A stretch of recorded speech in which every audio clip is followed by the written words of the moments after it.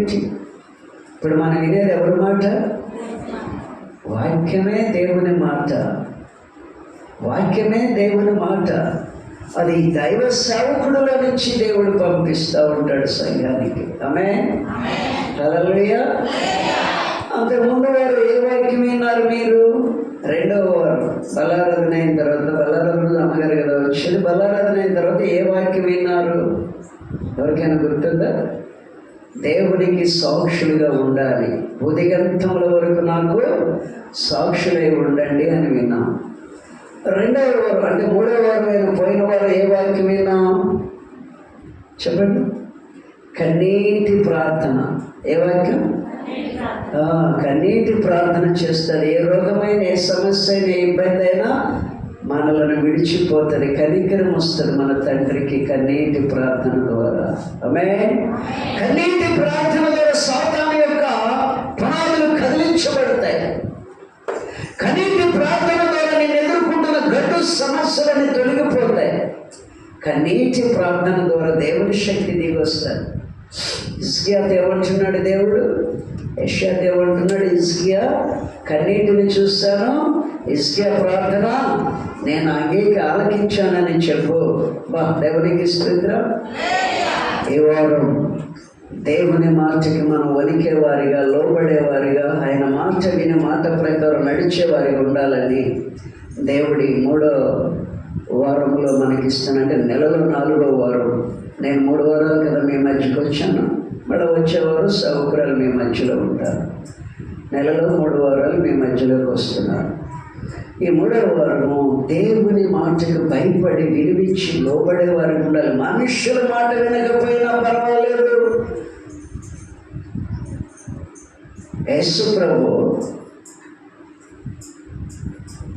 శరీరధారిగా ఉండి శిలువ మరణం జయించి లేచాక శిష్యుల దగ్గరికి వెళ్ళాడు. గలిలయ సముద్రంలో చేపలు పడుతున్నారు వాళ్ళు. తిరిగి ప్రభువుని విడిచి మళ్ళా పాత వృత్తిలోకి వెళ్ళిపోయారు. వెళ్ళిపోయినప్పుడు దేవుని బిడ్డలారా, వెళ్ళిపోయినప్పుడు రాత్రంతా వలలు వేశారట. ఒక్క చేప కూడా పడలేదంట. దేవునికి స్తోత్రం. తెల్లవారుతుండగా ప్రభు ఆ గలిలయ సముద్రంలో చేపలు పట్టే వారి దగ్గరకు వచ్చి ఒడ్డు నిలబడి, శిష్యులారా మీ దగ్గర తినడానికి ఆహారం ఏమైనా ఉందా అన్నాడట. అయ్యా రాత్రంతా ప్రయాసపడ్డాం కానీ ఒక్క చేప కూడా పడలేదయ్యా అన్నాడట. ఇప్పుడు ప్రభు అంటున్నాడు, వలలు నా వలలు లోతుగా నడిపించి వలలు కుడి ప్రక్క వేయండి. అప్పుడు పేతురు ఏమంటున్నాడు తెలుసా? అయ్యా నీ మాట చొప్పున మేము వేస్తాం. దేవునికి స్తోత్రం. అంటే పేతురు ఏం గ్రహించాడు? ఆయన మాటలో శక్తి ఉందని తెలుసు పేతురికి. దేవునికి స్తోత్రం. ఆయన మాట చనిపోయిన వారిని సైతం బ్రతికిస్తుందని గ్రహించుకున్నాడు. ఆయన మాట గుడ్డి వాళ్ళ కళ్ళు తెరిపిస్తుందని పేతురికి తెలుసు. ఆయన మాట కుంటివారిని స్వస్థపరిచిందని పేతురికి తెలుసు. ఆయన మాట చనిపోయిన లాజరును బ్రతికించి బయటికి తీసుకొచ్చిందని తెలుసు. ఆయన మాటలో ఉన్న శక్తిని పేతురు గ్రహించి ఆయన అంటాడు, నీ మాట చొప్పున వేస్తావయ్యా. ఈరోజు మన క్రైస్తవ సంఘాలు దేవుడి మాటకి విలువట్లేదు. విశ్వాసులు భక్తులే కానీ ప్రభు యొక్క మాటకి విలువ లేకుండా అందరి మాటలకు విలువిస్తున్నారు. కానీ ప్రభు మాటకి విలువ ఇవ్వట్ల. అందరికీ విలువిస్తాం. విలువ ఇవ్వవలసినటువంటి ప్రభుకి విలువ లేకుండా చేస్తున్నారు. అందుకే దేవుని వాక్యం ఏమని మాట్లాడింది? ఎవరు నా మాట వినమనుకుంటున్నా వాడి మీద నేను దృష్టి నిలిపి ఉంచు, అందరి మీద కాదు. దేవునికి స్తోత్రం. అందరి మీద కాదు. మనం కొంచెం వాక్యంలో ముందుకెళ్తే, కొంచెం ముందుకెళ్ళి జాగ్రత్తగా వాక్యాన్ని చూస్తే, ఆ ద్వితీయోపదేశకాండ 28వ అధ్యాయంలో 1వ వాక్యం నుంచి చూస్తే, ఆయన మాటను శ్రద్ధగా వినేటటువంటి వారికట శ్రేష్టమైన ఆశీర్వాదాలు ఎన్నున్నాయో నాకైతే గుండె పగిలిపోయింది. అబ్బా, ఆయన మాట వింటే ఇన్ని ఆశీర్వాదాలా? ఇంతకు ఆయన మాట వింటమంటే ఆయన మాట అనగా దేవుని వాక్యము. అది దైవ సేవకుల్లో నుంచి వారానికి ఒక రీతిలో మీకు అందిస్తున్నారు. అందించబడిన వాక్య ప్రకారం నడిస్తే, ఉన్న లోపాల అవిధేయతలు సరిచేసుకుంటే, తిరగబెడకుండా దోషాలను తీసివేసుకుంటే, లోబడి పశ్చాత్తాపడి నీలో ఉన్న అవిధేయతలు దోషాలు ఒప్పుకొని విడిచిపెట్టి ఆ వాక్య ప్రకారంగా నడిస్తే నువ్వు ఆయన మాట విన్నట్లు, నువ్వు ఆయన మాట ప్రకారం నడుస్తున్నట్లు. దేవునికి స్తోత్రం, దేవునికి స్తోత్రం. హల్లెలూయా. నా ప్రియమైన దేవుని బిడ్డలారా, చదవండి ద్వితీయోపదేశకాండం 28వ అధ్యాయంలో, నీవు విశ్వాసి దేవుని బిడ్డ, నీవు నీ దేవుడైన యెహోవా మాట శ్రద్ధగా, అక్కడేమన్నాడు యెషయా గ్రంథములు? ఏమన్నాడు? ఎవడు నా మాట విని వణుకుచుండునో. ఇక్కడ ఏమంటున్నాడు? శ్రద్ధగా విని. చదవమ్మా.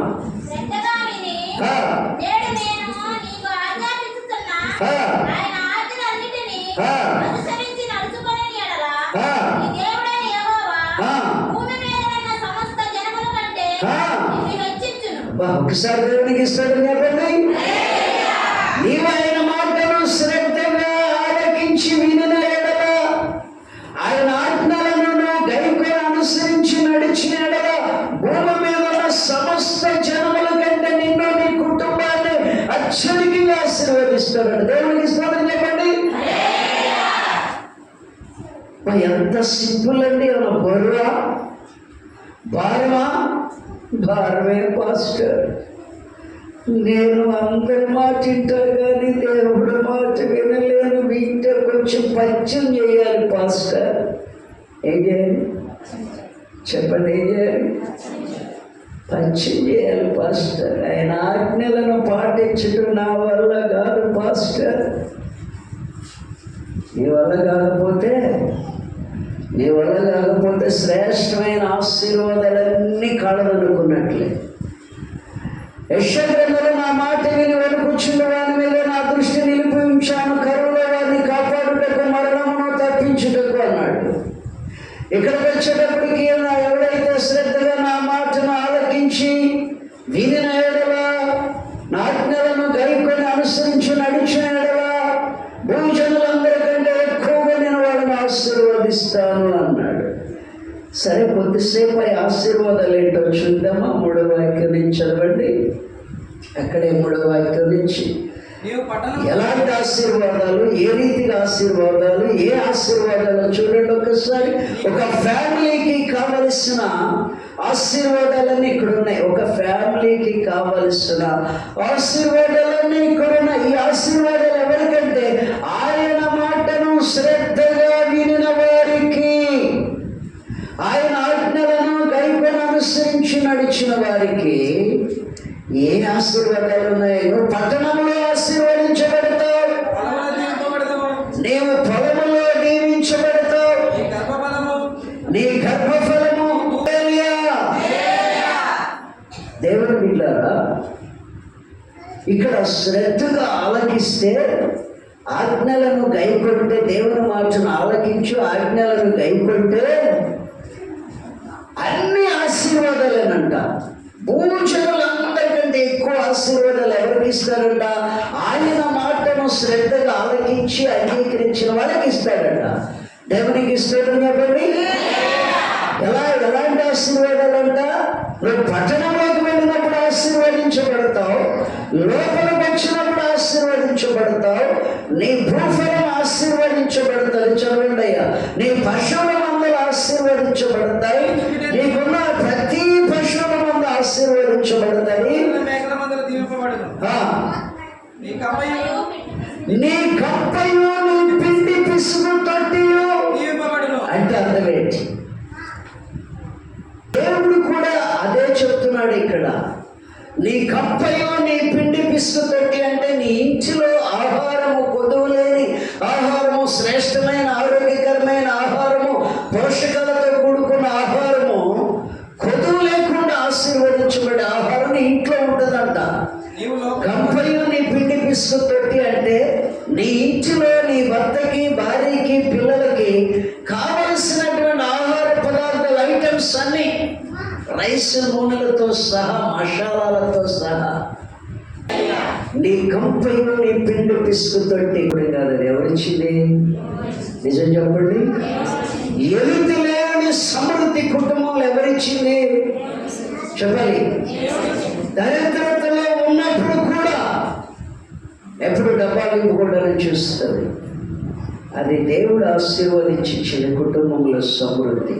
నీ కుటుంబము సమృద్ధిగా కొదువులేని ఆహారము, శ్రేష్టమైన ఆహారం, స్టాకుడ్ ఆహారం దేవుని ద్వారా తప్ప నీకుగా నువ్వేం సమకూర్చుకోలేవు. ఆమేన్. దేవుడు ఇస్తానే. అది ఎవరికి ఇస్తాడంట? ఆయన మాట శ్రద్ధగా వినండి. ఇందాకేమో ఎవడు నా మాట విని వణుకుచుండనో వాని మీద నా దృష్టి నిలిపి ఉంచాను, కరువులో వారిని కాపాడి మరణము రాకుండా మరణం నుంచి తప్పించాలి. ఇప్పుడు ఏమంటున్నాడు? ఎవరు నా మాట శ్రద్ధగా విని నా ఆజ్ఞలను గైకొని అనుసరించి నడుచుకొనినో వారి మీదకి ఆశీర్వాదాలు పంపిస్తా, ఆ కుటుంబం మీదకి అంటున్నాడు. దేవునికి స్తోత్రం చెప్పండి. హల్లెలూయా. ఈ రోజు కొన్ని కుటుంబాలు ఎంత రాబడంటే రాబడి లేని కుటుంబం లేనే లేదు మన మధ్యలో. రోజుకు 600 వస్తాయి. 800 అనుకుంటే ఇప్పుడు మినిమం శాలరీలందరికీ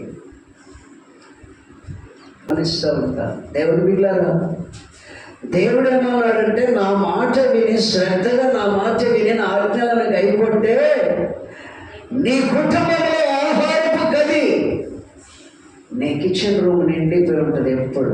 ఆమేన్. ఆమేన్. ఎప్పుడు నిండిగానే ఉంటాయి అన్నీ. ఏదో ఓపెన్ చేస్తున్నా తరగదు. నీ గుడ్డలో నూనె అయిపోదు, నీ కుండలో పిండి అయిపోదు. సారపతి వెదవరాల దగ్గరికి దైవజనుడు వెళ్ళి ఉన్నాడు. ఆలకే లేదు. దైవజనుడు వెళ్ళి నాకు ఒక అప్పం చేసుకురండి అన్నాడు. ఆమె ఏం చేసిందంటే, అయ్యా మాకే లేదు, ఈ ఒక్క పూట చేసుకుని తిని చచ్చిపోతామని ఉన్నామయ్యా, నువ్వేళ్ళు నేను చెప్పినట్లు చెయ్యి అన్నాడు. ఎవరాడు? మొదట చేసిన ముందు నాకు తీసుకురా అన్నాడు. అంతే. ఆయన మాట వినింది. దైవజనుడు మాటకి విలువిచ్చింది, భయపడింది. దేవునికి స్తోత్రం. దేవుడిని దేవుడితో సమానంగా చూసుకున్నామా? దేవుడే ఈ దైవజనుడు నా ఇంట్లోకి పంపించాడు, ఈయన చెప్పినట్లు నేను చేస్తే నేను బాగుపడతాను అనుకుంది. ఇది తిని నేను నా కొడుకు చచ్చిపోదామని సిద్ధపాటులో ఉంది. కాబట్టి ఉంది అక్కడ 3.5 సంవత్సరాలు కరువు నడుస్తారు. దైవజనుడు ఆ పేద వెదవరాల ఇంట్లో చేరినప్పుడు ఆయన మాట ప్రకారంగా ఫస్ట్ చేసిన అప్పం తీసుకొచ్చి దైవజనుడికి ఇచ్చిందయ్యా, నీకు తెమ్మన్నారు, తీసుకొచ్చాను, తీసుకున్నాను. ఎప్పుడైతే తెచ్చి అప్పుడు ఆయన చేతిలో పెట్టి వెళ్ళిందో తొట్టులో పిండి కనపడుతుందంట, గుడ్డులో నూనె కనపడుతుందంట. అరే నా చూసి ఇంత ఉంది కదా, ఏంటి నిండుగా ఉన్నాయి? ఆశ్చర్యం వేస్తుంది. ఇంకా దైవజనుడికి తెచ్చింది, ఇంకా కడుపు నిండా వాళ్ళు చేసుకుని తిన్నారు. మళ్ళీ చూసింది తొట్టి నిండుగా. ఆ రీతిగా ఒక్కరోజు కాదండి, 3.5 సంవత్సరాలు తొట్టిలో పిండి అయిపోలేదు, నూనె ఆ డబ్బాలో నూనె అయిపోలేదట, గుడ్డలో నూనె అయిపోలేదట. తీస్తుంది, చేస్తుంది. సాయంత్రం వెళ్ళి కొద్దిగా ఉంది కదా చూసి చేసుకున్నాడంటే నిండిపోయి ఉంటుంది. తీస్తుంది, చేస్తుంది. ముందు దైవజనుడికి ఇస్తుంది. ఫస్ట్ చేసి పూటకి తీసుకెళ్ళి దైవజనుడికి పెడుతుంది ప్లేట్లో పెట్టి. దైవజనుడు తింటూనే ఉన్నాడు. మేం చేసుకున్నాను వెళ్ళి చూస్తే గుడ్డే ఆడ కొండ నిండిపోయి ఉంటున్నాయి. ఏం అద్భుతం! ఎందుకో తెలుసా? ఆమె దైవజనుడు మాట దేవుడి మాటగా భావించి శ్రద్ధగా చెప్పింది, ఆలకించింది. దేవునికి స్తోత్రం చెప్పండి. ఆయన మాట శ్రద్ధగా వినింది. ఆయన ఆజ్ఞాపించినట్లు ఆయన ఆజ్ఞకు లోబడింది. గుడ్డెలో నూనె అయిపోలేదు, ఏమండి కుండలో పిండి అయిపోట్ల. పొద్దున్నే తీసుకున్న ముందు దైవజనుడు చేస్తుంది, అయ్యా ఫస్ట్ మీకు తీసుకొచ్చా. వెళ్ళి చూస్తుంది, కొద్ది గొప్ప చేస్తుంది, నిండిపోయి ఉంటుంది, ఆశ్చర్యపడుతుంది, గుండె కొట్టుకుంటుంది. అమ్మో, ఈ దైవజనుడు మాటకి నేను లోబడ్డాను, ఈయన మాట నేను శ్రద్ధగా విన్నాను, ఈయన మామూలు దైవజనుడు కాదు, దేవుని మాట ప్రకారం నీ జీవించే దైవజనుడు అని విలువిచ్చి, ఇలా చెప్పా కదా, దైవజనుడికి విలువిచ్చి మా దేవుడికి భయపడాలి. ఎవరికి భయపడాలి? దేవుని మాటకి భయపడాలి, దేవుని మాటకి వణకాలి, దేవుని మాటకి విలువివ్వాలి. దైవజనుడు దేవుని పక్షంగా వచ్చాడని సారేపతి వెదవరాలు ఎప్పుడైతే దైవజనుడు, అయ్యా మేము చేసుకుని తిని చచ్చిపోదాం అనుకుంటున్నామయ్యా, ఈ కరువుకి పిట్టలు రాలినట్టు రాలిపోతున్నారయ్యా, ముందు వెళ్ళి నేను చెప్పింది చేసి మొదట అప్పు నాకు తీసుకురాన్నాడు. అంతే దైవజనుడు మాటకి విలువిచ్చింది, శ్రద్ధగా ఆలకించింది. ముందు ఆయన మాట, ఆహా ఈయన ముందు నాకు తీసుకురాన్నాడు అంటే ఏదో అద్భుతం జరుగుతుంది నా కుటుంబంలో, ఈ వెదవరాల కుటుంబాలు అనుకుంది. ఆయన మాటకి విలువించి ఆయన చెప్పింది చేస్తుంది. ఆమె నా ప్రియ దేవుని బిడ్డలారా, ఈరోజు నా జీవితంలో దేవుని మాటకి విలువిచ్చినప్పుడు దరిద్రత ఇంట్లో ఉండదు, నానా రకాలైనటువంటి అసమాధానాలు ఇళ్ళలో ఉండవు.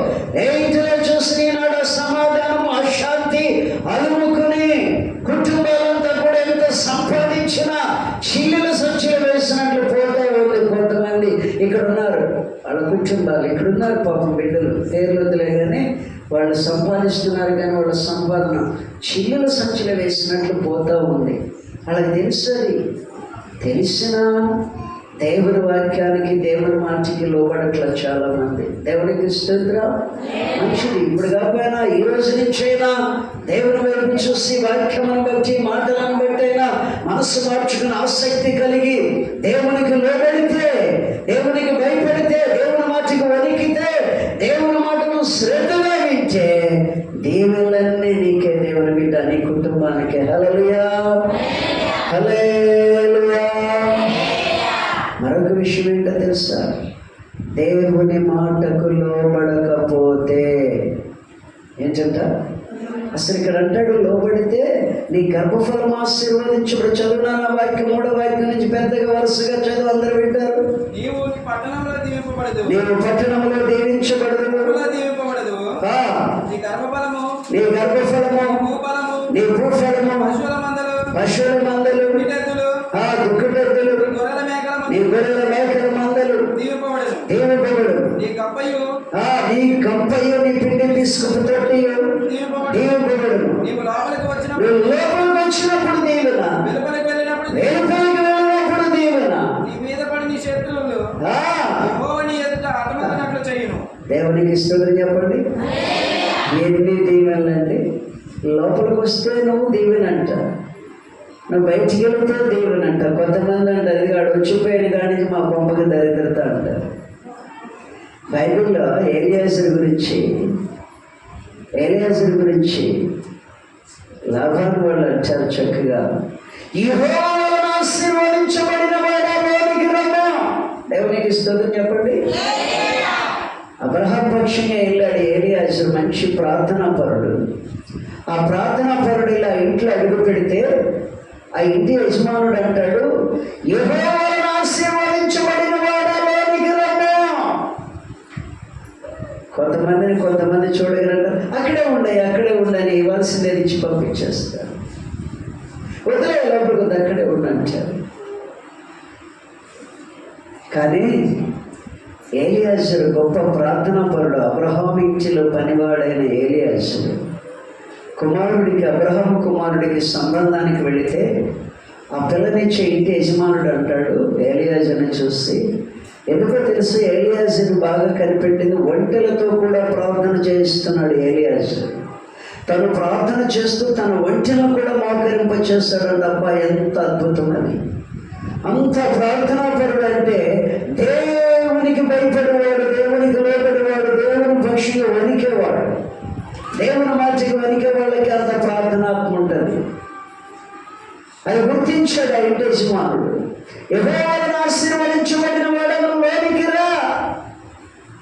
కొన్ని ప్రాంతాలకు మేము వెళితే అయ్యా అక్కడ కాదు ప్రార్థన లోపలికి వచ్చి చేయండి అయ్యా, మీరు లోపల చేస్తే మాకు ఆశీర్వాదం అయ్యా, వరండాలో ఉంది లోపలికి రండి అయ్యా, కొద్దిసేపు అట్లా కూర్చునిలేండి అయ్యా అమ్మగారు మీరు ఎంత చక్కగా కోరుకుంటారు. ఆ బిడ్డలను చూస్తే నాకు బల ఆసక్తి అనిపిస్తుంది. దేవుని సేవకుల మీద ఉన్న దేవుని శక్తిని చూస్తారనమాట వీరని ఆశతో అక్కడ కాదయ్యా లోపలికి రండి, తెలంగాణ ముందు కూర్చుని తుడిసేస్తాను అయ్యా, ఒక్కసారి కూర్చోండి అయ్యా, కొంచెం మంచినీళ్ళు తాగి చేదురయ్యా. నిజంగా దేవునికి భయపడే బిడ్డలు దైవ ఆశీర్వాదాలు దేవుని సేవకుల మీద నుంచి మన మీదకి వస్తాయి, దేవుని నోట నుంచి మన మీదకి వస్తాయని గుర్తించే బిడ్డలు ఆ పని చేస్తారు. ఆమె కొంతమంది ఏం చేసి ఇక్కడ చేయండి అయ్యా, ఎలా అంతేనా మీరు ఇక్కడ చేయండి అయ్యా, వరండాలో చేయండి పర్లేదు, ఇక్కడ చేయండిలే. అప్పుడే మాకేమో తట్టుందో తెలుసా, ఏంటంటే మీకు తెలుసు ఇక్కడ భక్తి ఎంత ఉంది, ఎంత నిర్లక్ష్యం ఉంది, దైవిక శక్తిని గుర్తించినటువంటి స్థితిలో ఈ కుటుంబం ఉందా, ఈ మనుషులు ఉన్నారా అని అర్థమైపోతున్నారు. దేవునికి స్తోత్రం, హల్లెలూయా. కొంతమంది అలా అందరూ అయ్యా లోపలికి రండి అయ్యా, ప్లీజ్ లోపలికి రండి అయ్యా, గబగబ లోపల రాగా నిల్చోండి, 5 నిమిషాలు కూర్చోండి అయ్యా, మంచినీళ్ళు తాగి చేద్దరయ్యా, ప్రాధాయపడుతుంటారు. ఆ బిడ్డలు దేవుని శక్తిని తెలిసిన బిడ్డలు, దైవ సేవకుల మీద ఉన్న అభిషేకపు ఆశీర్వాదాలు తెలిసిన బిడ్డలు వాళ్ళు. దేవునికి స్తోత్రం. దేవుని మాట దైవ సేవకుల నుంచి మీ దగ్గరికి వస్తుంది, డైరెక్ట్గా దేవుడు దిగి వచ్చి నీతో మాట్లాడతాడు. ఆత్మపూర్వమైన సేవకుల నుంచి ప్రతి మర్మాన్ని తీసి నువ్వు ఆశీర్వాదకరంగా ఉండాలని ఆశీర్వాదకరమైన మాటలు నీకు అందిస్తారు. దేవుని బిడ్డలారా, శ్రేష్టమైన మాటలని ముందుంచుతారు. నేను ఇందాక ఎందుకు అడిగానంటే మీకు ఎంతమంది గుర్తున్నాయి? ఫస్ట్ ఆదివారం అమ్మగారు వస్తుంది, సెకండ్ ఆదివారంలో ఏ వాక్యం చెప్పానని అడిగింది. అందుకు ఏం చెప్పాను? దేవుని గురించి బూదిగంతముల వరకు సాక్షులుగా ఉండాలి. కొంతమంది ఏ రీతిగా సాక్ష్యాలు ఇచ్చారో చెప్పాను. దెయ్యాలు కూడా సాక్ష్యం ఇస్తున్నాయి అని చెప్పాను దేవుని గురించి. దేవునికి స్తోత్రం. కానీ కొంతమంది మనుషులు సాక్ష్యం ఇవ్వట్లేదు. దెయ్యాలు ఆయనకి భయపడి లోబడి ఆయన ఎంతటి వాడు వర్ణిస్తున్నాయి చెప్పాను. తర్వాత వారు ఏం చెప్పాను? పోయిన వారం 3వ వారము కన్నీటి ప్రార్థన గురించి చక్కగా నడుస్తుంది. ఈ వారం ఏం చెప్తున్నాడు దేవుడు? ఏం బయలుపరుస్తున్నాడు? దేవుని మాటలను శ్రద్ధగా ఆలకించిన ఎడల అని ద్వితీయోపదేశ కాండంలో చెప్పి యెషయా గ్రంథాలు ఏమంటున్నాడు? ఆయన మాటను ఆయనకి భయపడుతూ వెనుకొచ్చు ఆయన మాటను వినిన ఎడల ఆశీర్వాదాలు నేను చెప్పా. ఇక్కడ ఆశీర్వాదాల గురించి చెప్తున్నాను. ఇక్కడ ఫ్యామిలీకి కావలసిన ఆశీర్వాదాలు రాస్తాడు, అక్కడ మన క్షేమస్థితి రాస్తాడు. యెషయా గ్రంథం 66:2 ఎవడు నా మాట విని వణుకుచుండునో వారి మీద నేను దృష్టి నిలిపి ఉంచాను. ఎందుకు నిలిపి ఉంచాడట? కరువులో వారిని కాపాడుటకును మరణం నుంచి అంటే అది క్షేమస్థితిని గురించి. అక్కడ ఇక్కడేంటి? ఫ్యామిలీకి కావలసిన ఆశీర్వాదాలు స్పష్టంగా ఉన్నాయి. నీ పిల్లలు ఆశీర్వదించబడతారు, నీ పంట పొలాలు, నీ కష్టార్జితం, నీ పిండి పిసుకుతో అనగా నీ వంటలు ఆశీర్వదించబడుతుంది. నీ ఆహార పదార్థాలు ఎప్పుడు సమృద్ధి. పూటకొక రకమైన వంట తింటారు కొంతమంది. చాలా సంతోషం నాకు అలా చూస్తాయి. చాలా సంతోషం అండి. నేను పచ్చడి తింటున్నానని మిమ్మల్ని పచ్చడి తినమని చెప్పను, కానీ శ్రేష్టమైన ఆహారం తింటారు. అది నాకు రుచి కోసం తింటున్నాను ఆ నోటికి. దేవునికి స్తోత్రం. ఆశీర్వాదాలు ఆశీర్వాదాలు ఆశీర్వాదాలు, క్షేమము క్షేమము క్షేమము ఆశీర్వాదాల గురించి విన్నాం. ఎవరికి? ఆయన మాట విని శ్రద్ధగా ఆయన మాట విని ఆయన ఆజ్ఞలు కైకొంటే ఫ్యామిలీ ఆశీర్వాదాలు. ఆయన మాట విని వణుకుతుంటే క్షేమకరమైన ఆశీర్వాదాలు. మరణము తప్పించబడి కరువులో కాపాడబడతామని క్షేమకరమైన ఆశీర్వాదం యెషయా గ్రంథంలో. ద్వితీయోపదేశ కాండంలో ఫ్యామిలీ ఆశీర్వాదం. ఆయన మాటను శ్రద్ధగా ఆలకించి ఆయన ఆజ్ఞలు గైకొంటని విన్నాం. మరి ఆయన మాట వినకపోతే అక్కడే ద్వితీయోపదేశ కాండం 28వ అధ్యాయం. ఆయన మాటను నిర్లక్ష్యం చేస్తే, ఇప్పుడు కూర్చుని విన్నాం, బయటికి వెళ్ళగానే ఈ చెవుతో విని ఈ చెవుతో వదిలేస్తే, ఆయన మాట ప్రకారం నడుచుకోకపోతే, మళ్ళా ఆదివారం నాడు ఆయన జ్ఞాపకం చేసుకుని గుడికి వస్తే ఈ ఆశీర్వాదాలన్నీ వెళ్ళిపోతాయి. చదువు బాబు ఇక్కడ 15వ వాక్యం నుంచి. నేడు నీకు ఆజ్ఞాపించిన ఆయన సమస్తమైన ఆజ్ఞలను కట్టడలను నీవు అనుసరించి నడుచుకొనవలెనని దేవుడైన యెహోవా సెలవిచ్చిన మాట వినని ఎడల ఇందాక అక్కడ వినిన ఎడల బాగా వినాలి. ఇప్పుడు ఇందాక అక్కడ నీ దేవుడైన యెహోవా మాట శ్రద్ధగా ఆలకించి వినిన ఎడల ఈ ఆశీర్వాదాలు భూజనులందరికంటే అధికమైన ఆశీర్వాదాలు నీకు ఇస్తాను ఆ మాట వినేవారికి అన్నాడు. ఇక్కడ ఆయన మాట వినని ఎడల అనగా వినని వారికి, ఇక్కడ ఎంతమంది ఉన్నారు? ఆయన మాట వినేవారు ఎంతమందో వినని వారు ఎంతమందో నీ ప్రభువుకి తెలుసు.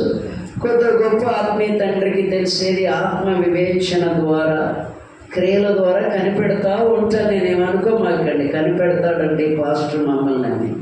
నేనేం కనిపెట్టను, నీ భక్తి ఎంతవరకు ఉందో కనిపెడతా. ఎందుకంటే ప్రభువుకి చెప్పాలి, భక్తి తగ్గుతుంటే ఆ బిడ్డ భక్తి తగ్గిందయ్యా మీరు మొరపెట్టుకోండి, తీర్మానం చేసుకోండి అని చెప్తాం. పడుపు కథలు మాకు జాతి కాదు. పడుపు కథలో ఏమైపోయాడు తెలుసా? గుడి గీయించుకున్నాడు బైబిల్లో. ఎవరు పడుపు కథలోడు బైబిల్లో? సంసారం. ఎవరు? పడుపు కథలు బలి ఇస్తుంటాడట. ఏది అన్నిలు పడుపు కథలు ఇస్తుంటే వాళ్ళ సరిపడా పడుపు కథలు ఈనేస్తున్నాడట. ఏచున్నా ఏసీ వేయడంటే పట్టుబడ్డాడు, గుండె గీయించుకున్నాడు. బలం పోయింది, 2 కళ్ళల్లో రాడ్లు కలిసి పెట్టేస్తారు. ఎవరికి? సంసారానికి. జాగ్రత్త, పడుపు కథలో ఉండే జాగ్రత్త. అవి మనవి కాదు, అన్నీ పడుపు కథలు, పడుపు చౌకులు మనవి కాదు. నానా రకాల పడుపు కథలు వేస్తున్నాడంట. ఆవందంట పొట్టుతో తాడు చేయమని అందంట. ఏమందంట?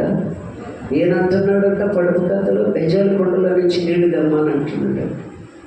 బొక్కల కొండలో నీళ్ళు నిలబడతాయా? పొట్టుతో ఎవడన్నా తాడు చేస్తాడా? ఏది జోకులు? ఈ జోకులతోనే పాపం పట్టుబడ్డాడు, గుండె గీసిస్తారు ముందు. తర్వాత 2 రాడ్లు కాల్చి 2 కళ్ళల్లో పొడిసిస్తారు, స్తంభానికి కట్టేస్తారు. ఒక దేవుని బిడ్డ పడుపు కథలు చెప్తుంటారు చాలామంది. దేవుని పేరు మీద నిలబడే సేవకులు అనేవాళ్ళు. మాకు చేతగా దేవునికి స్తోత్రం మేము చెప్పం కూడా.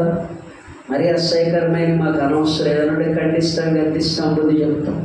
అందుకని దేవుడు అన్ని బయలుపరుస్తున్నాడు. ఒక భార్య భర్త తిరుగుతూ ఉన్నారు మ్యూజికల్స్ కోసం, పడుపు కథలు ఉన్న కోసం. నీ వాక్యాలకి వాళ్ళకి పాపం ఫ్రీ అనిపించలేదు, దురద చేస్తుంది. ఎలర్జీ అంటారు ఇంగ్లీష్లోని, నాకు రాదులేండి ఇంగ్లీష్.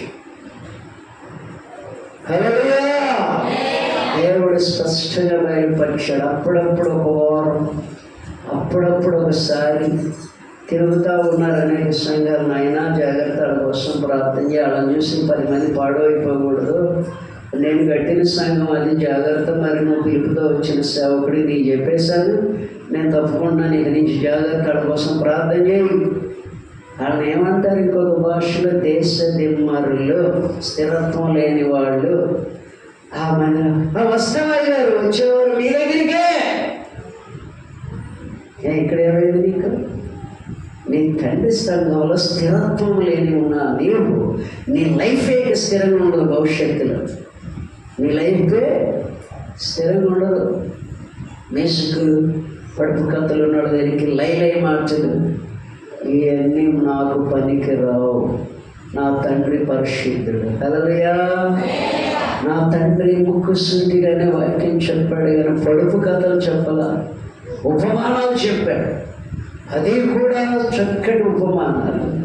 పడుపు కథలు నా తండ్రి చెప్పాల. పడుపు కథల దగ్గరికి వెళ్ళే ఒక ఫ్యామిలీ మీ దగ్గర జాగ్రత్త అన్నాడు దేవుడు. దేవునికి స్తోత్రం. తిరుగుతూ ఉంటారు మ్యూజిక్లను పెట్టి, అయ్యగారు వస్తాం మీ దగ్గరికి ఒకసారి. ఒక వారం మానేసి వస్తే కాదులే. నేను ఎవరు చూస్తున్నారో తెలుసా? ఈ ఫ్యామిలీని ఎవరు చూస్తున్నారు చెప్పండి? ఆయన చూస్తున్నాడు. హల్లెలూయా! హల్లెలూయా! పేద సేవకులమైన దర్శనముతో, దేవుని శక్తితో, దేవుని బలముతో దేవుడు ఇచ్చిన మాటే మీ ముందుకు తీసుకొస్తున్నాను. నేను గంటల కొద్ది ప్రార్థనలో గడిపి సిద్ధపడి హల్లెలూయా. ఆ మాట ప్రకారం మీరు నడిస్తే సారెపతి వెలవరాలు పోషించబడింది, మరణము తప్పించబడింది, కరుణ కాపాడబడింది. ఎందుకంటే దైవజనుడు మాటకి విలువించి లోబడి వణికింది. నీవు దేవుని బిడ్డ, దైవజనుడి మాటకి నువ్వు విలువిస్తే ఆత్మ సంబంధంగా చెప్పే వాటికి లోక సంబంధం మేము చెప్పం, మాకొద్దు, మా దగ్గర రాని. ఆత్మ సంబంధంగా మేము ఇచ్చే హెచ్చరిక ప్రకారం నువ్వు నడిస్తే, నువ్వు దైవజనుడి మాటకి విలువిస్తే దేవుడి మాటకి విలువించినట్లు. మేము బైబిల్లో తీసి చెబుతాం. పొడుపు కథలు, సరస్వక్తులు మా దగ్గర పనికిరానే పనికిరావు. హల్లెలూయా. అవసరమైతే అప్పుడప్పుడు సాదృశ్యకరమైనటువంటి ఒక ఉపమానం చెప్తాం మీకు. సందర్భాన్ని బట్టి చెప్పాలంటే పడుపు కథలు వద్దు. పడుపు కథలు చెప్పినాడు బైబిల్లో, గుండె గీయించుకున్నాడు సంసారం. లేస్తే పడుపు కథలు వేసేవాడట అన్యులతో, ఫిలిస్తీన్లతో కలిసి. వాళ్ళు వేస్తున్నప్పుడు పని ఈయన తప్పుకోకుండా ఈయన మరలా చమత్కారంగా వేసేవాడట. దానివల్ల శాపం అధికమై గుండె గీయించుకొని 2 కళ్ళల్లో రాడ్లతో పెట్టేసి కళ్ళు కాల్చివేసి బంధించేసి లాస్ట్కి దేవుని దగ్గర మొరపెట్టుకుంటే ఆ ఫిలిస్తీన్ సంస్థను కూడా చచ్చిపోయారు. దేవునికి స్తోత్రం. ఈరోజు దేవుని పిల్లలు మనం గ్రహించండి. పడుపు కథలు, పెట్టె కథలు చెప్తున్నాడు, భలే జోకులు వేస్తున్నాడు. పగలబడి నవ్వుకోవచ్చు. కడుపున పెరిగిన పొట్ట తగ్గాలంటే నవ్వితేనే అనుకుని పోయారనుకో. పెరిగిన పొట్ట తగ్గుదేమో నాకు తెలియదు, కానీ ఆ మధ్యలో నవ్వి గ్యాస్ పట్టేసి కానీ హార్ట్ అటాక్ వచ్చిందంటే అయిపోతాం. మోసుకురావడమే అననీయ సభ్యులను మోసుకెళ్ళినట్లు. దేవునికి స్తోత్రం. కాబట్టి నీవున్న సంఘము బలమైన సంఘము, ఆత్మ కలిగిన సంఘం అని గుర్తించు. ఎక్కడ మేము అపవిత్రతకి స్థానం ఇవ్వము, మాట్లాడము, ఖండిస్తాం, గద్దిస్తాం, బుద్ధి చెప్తాం. చిన్న చిన్న దోషాలు కూడా సరిచేస్తామని వాక్యములో మీకు చూపిస్తూ ఉంటాం. సరిచేసుకుంటారు. ఇందాక చెప్పాను ఒక మాట. ఏమని చెప్పాను నేను? దేవుని యందు భయభక్తులు కలిగిన పిల్లలు ముందు దైవ సేవకుడికి ఫోన్ చేస్తారు. బైబిల్ లేని పిల్లలు ఫంక్షన్ చేసుకున్నారు. సేవకుడిని మర్చిపోయి దేవుడిని మర్చిపోయి అని చెప్పారు. ఆ మాటకి సరిచేసుకుంటారు, సరిచేసుకోవాలి. నిజమే, ఈ భ్రష్టురాలు ఫంక్షన్ చేసుకుంటుంది ఫ్రెండ్స్తో కలిసి. దేవుని సేవకుడికి వర్తమానం, దేవుడిని స్తుతించకుండానే సరిచేసుకుంటారని చెప్పాను నేను. దేవునికి స్తోత్రం. మరొకసారి అలాంటివి జరగకుండా. కాబట్టి దేవుని మాటకి నువ్వు విలువించే బిడ్డవైతే దైవ సేవకుడి మాటకి విలువిస్తావు, భయపడతావు. దైవ సేవకుడు చెప్పింది సత్యము, నిజమే, బైబిల్లో చూపించి చెప్తున్నాడు, ఈ ప్రకారంగా నేను నడవాలని సరి చేసుకుంటావు. మాటకి విలువకపోతే తిరగబడతావు. ఏం చేస్తాను? తిరగబడతావు. నా గురించి చెప్పాడు, నా గురించి అన్నాడు. విలువించేవాడు తిరగబడరు, పక్షాత్తపడతారు, సరి చేసుకుంటారు. మరొకసారి జీవితంలో అలాంటివి జరగకుండా కాపాడుకొని దేవుని కృపని పొందుకుంటారు. దేవుని మాట వినకపోతే, వినని ఎడల ఏంటంటున్నాను ఇప్పుడు చదువు 15వ వాక్యం 16వ వాక్యం నుంచి చదువు. వినని ఎడల ఈ శాపములన్నీ మీ మీదకి వచ్చును. ఏ శాపాలు? పెద్దగా చదువుగా పట్టణంలో శపించబడతావు, పొలంలో శపించబడతావు, నీ గప్పయ్య నీ పిండి బిస్కెట్ శపించబడతాయి. ఇప్పుడు అర్థమైందా? నీ వంటను శపించబడతాయి, నీ ఆహార పదార్థాలు శపించబడతాయి. లోపలికి వచ్చినప్పుడు ఏ గిన్నె మోత తీసినా ఏముండదు అందులో, తినడానికి వండుకోవడానికి. ఏదో అంత ఉంటుంది, అంతుంటే ఇంటి మొత్తానికి గడి సరిపోద్ది. సారిపద్ద ఎదురాలు వెళ్ళింది. దైవజనుడు మొదట అప్పు చేసుకురాయి అంటే తీసి చూసింది, బయటకు వచ్చింది. అయ్యో ఇంతే ఉందయ్యా పిండి, నూనె ఇంతే ఉందయ్యా అంది. నవేళ్ళ ముందు నేను చెప్పింది చెయ్యి అన్నాడు. మొదట చేసి నాకు తీసుకురా ఒక చిన్న అప్పమైన, మీరు తింటాం కదా, నాకు తీసుకురా. దైవజనుడు మాటకి భయపడింది, విలువించింది, శ్రద్ధగా ఆలోచించింది, వెళ్ళింది, పిండి తీసింది, అప్పం చేసింది, తీసుకొచ్చి ప్లేట్లో పెట్టి దైవజనుడికి ఇచ్చింది. లోపలికి వెళ్ళింది, తొట్టు నిండిపోయింది, పిండి కుండ నిండిపోయింది, నూనె గుడ్డి నిండిపోయింది. ఆశ్చర్యంగా చూస్తా ఉంది. శాపం లేదా కుటుంబం మీద, ఆ వంటగదిలో శాపం లేదు. సమృద్ధిగా ఉన్నాయి, నిండిపోయి కనపడుతున్నాయి. నీ దరిద్రత తొలగిపోవాలంటే దేవుని మాట వినాలి, శ్రద్ధగా వినాలి, ఆయన ఆజ్ఞలను గైకొనాలి. దేవుని మాట దైవ సేవకుల నుంచి నీ దగ్గరికి వచ్చి చెప్పినప్పుడు దైవ సేవకుడు మాట వినాలి. 10:30 వెదవరాలు వింది, మళ్ళీ సాయంత్రం వెళ్ళింది, ముందు దైవజనం గడికి వచ్చింది, మళ్ళీ వెళ్ళి తొట్లో చూస్తుంది, నిండిపోయి ఉంది. ఆశ్చర్యం, ఆశ్చర్యం. ఏంటి ఆశ్చర్యము? నా ఇంట ఉన్న దైవజనుడు మామూలు వ్యక్తి కాదు, దేవుని పక్షంగా వచ్చాడు. హల్లెలూయా. నేను ఆయన మాటకి విలువించాను, భయపడ్డాను, శ్రద్ధగా ఆలకించాను, ఆయన మాట ప్రకారం చేసి ముందు ఆయనకి ఇచ్చాను ప్రథమ ఫలం. నా కింద అయిపోవటం లేదు, నూనె తరగట్లేదు. 1 రోజు, 2 రోజులు, 3 రోజులు, సంవత్సరాలు గడిచిపోయినాయి. 3.5 సంవత్సరాలు మంచి ఆహారంతో పుష్టిగా ఉంది. కారణము ఆ ఇంటిలో దేవుని పక్షంగా ఉన్న దైవజనుడు ఉన్నాడు. ఆమేన్. ఆ దైవజనుడు మాటకి విలువిస్తున్నా, దైవజనుడు చెప్పినట్లు చేస్తుంది. రోజు ప్రథమ ఫలం దైవజనుడి దగ్గరికి వెళ్తా ఉంది.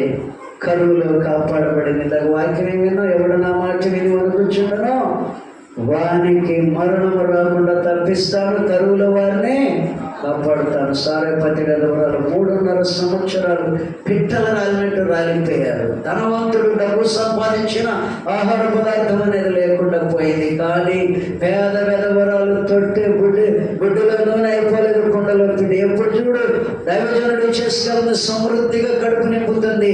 మళ్ళీ వచ్చి ఆ కుటుంబం చేసుకోవాలని చూస్తే కుండ నిండిపోయి ఉంటుంది, నూనె నిండిపోయి ఉంటుంది. ఇక్కడ అంటున్నాడు, ఎవడు నా మాటను శ్రద్ధగా వినని ఎడలా వారి గంపయు పిండి పిసుకు తొట్టియు శపించబడుతుంది అని స్పష్టంగా రాస్తారు. వారి గర్భఫలం శపించబడుతుంది. నీ గర్భఫలము నీ భూపంట, నీ ఆవులు, నీ గొర్రెల మందల, మేకల మందలు, దుక్కుటెద్దు మందలన్నీ శపించబడతాయి. Out out out out.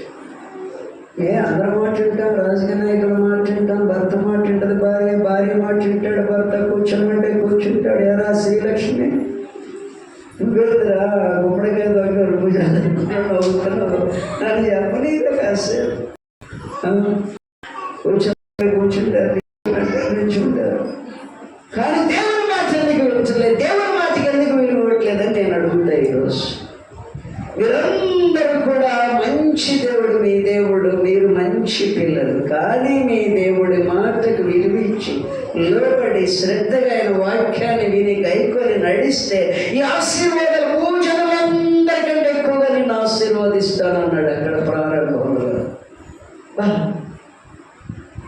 నేను ఆశీర్వదించబడ్డా, కొన్ని 100 చోట్ల చెప్పా. నా పిల్లలు ఆశీర్వదించబడ్డా. నా దగ్గర రూపాయలు కానీ ఎప్పుడు నేను ఆశీర్వాదాలతోనే ఉంటా. ఆ టైం కదా ప్రియమైన దేవుడు వీళ్ళారా, కొదువులేని ఆశీర్వాదాలు నీ తండ్రి నీ కోసం చేత పట్టుకుని ఉన్నాడు తెలుసమ్మా. నువ్వు అడిగే వాటికంటే ఊహించే వాటికంటే అత్యధికంగా నీకు ఇవ్వాలని ఆశతో ఉన్నాడు తెలుసా. అయితే ఒక్కటి అడుగుతున్నాడు, మీరు నా పిల్లలు మీకోసం ప్రాణం పెట్టింది నేను, నా రక్తంలో మీ జన్మ కర్మ పాపములు కడిగి వేసి పరిశుద్ధుల గుంపులో ఉంచిన నేను. మిమ్మల్ని అడిగేది ఒకటే, నా మాటకు భయపడండి, నా మాటకు విలువ ఇవ్వండి, నా మాట శ్రద్ధగా వినండి, నా ఆజ్ఞల ప్రకారం నడవండి, భూజనులందరూ మిమ్మల్ని అత్యధికంగా ఆశీర్వదిస్తాను అంటున్నాడు. ఆమేన్. కావాలా ఆశీర్వాదం, కావాలా దీవెన? పాస్టర్ గారి మీద సనుగుదాము. ఈరోజు ఇంటికెళ్ళి ఆ భార్య భర్త అనుకుంటారు, అయ్యగారికి ఎవరు చెప్పారు, దేవుడు బయలుపరిచాడు. ఎట్ట బయలుపరుస్తాడు? ఎవరో చెప్పేశారు బాబా, దేవుడు చెప్పాడు. ఇప్పుడు మళ్ళీ చెప్తున్నా, బలిపీఠం మీదండి నాకు స్పష్టంగా బయలుపరిచాడు. మళ్ళీ దేవుడి మాటలతో, దేవుడి మాటకి భయపడు, దైవ సేవకుడు చెప్పినప్పుడు సరి చేసుకుని నీకు అలాంటి కుప్పగంతులు లేకుండా స్థిరంగా ఉండు సంఘంలో. దేవునికి స్తోత్రం. హల్లెలూయా. కాబట్టి దేవుని పిల్లలైన మీరందరూ దేవుని మాటకి విలువించుదురుగాక, దేవుని మాటకి వణుకుదురుగాక, ఈ రోజు నుంచే దేవుని మాటకు భయపడుదురుగాక, ఈ రోజు నుంచే దేవుని మాటకి లోబడి జీవించుదురుగాక. బైబిల్ ఉన్న ఆశీర్వాదాలను యెషయా గ్రంథంలో ఉన్నటువంటి ఆయన మాట వినవని కన్నుడు అనుభవంలో నువ్వు వస్తే క్షేమస్థితి దేవుడు నీ కుటుంబానికి నీకు దయచేయునుగాక. దయచేస్తున్న దేవుని రెండు చేతులు పైకెత్తి స్తోత్రాలు చెల్లిద్దాం. అందరూ లేచి నిలబడదాం. వచ్చే